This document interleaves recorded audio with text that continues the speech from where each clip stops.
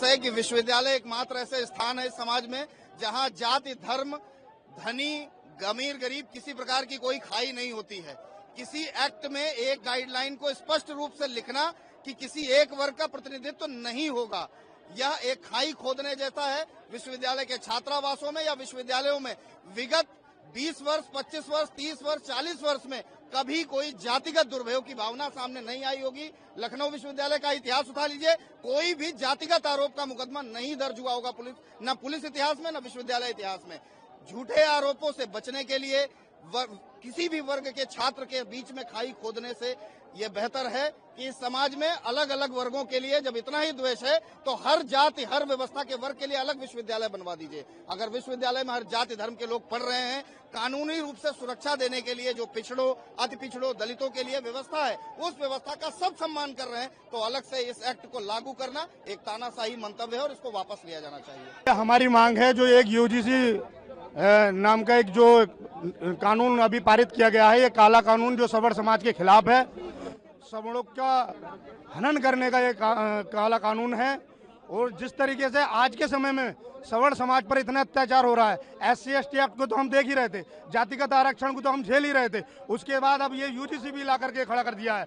तो हमारी ये मांग है कि ऐसा काला कानून को वापस किया जाए, अन्यथा सवर्ण समाज चुप नहीं बैठेगा, हम उग्र आंदोलन करेंगे। जी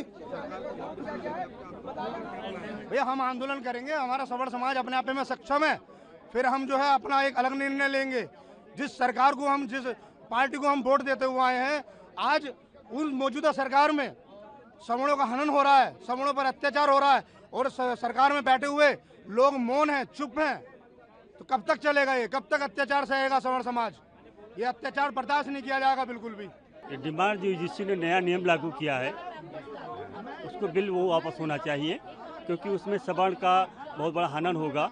जो SC का बच्चा अगर सवर्ण के खिलाफ कोई शिकायत कर दे तो उसका एक तो पहली बात उसका नाम भी गुप्त रखा जाएगा और उस कमेटी में कहीं कोई सवर्ण का आदमी भी नहीं है। और पहली बात, दूसरी बात, ये चीज़ें जो होनी चाहिए ये समाज में होनी चाहिए थी।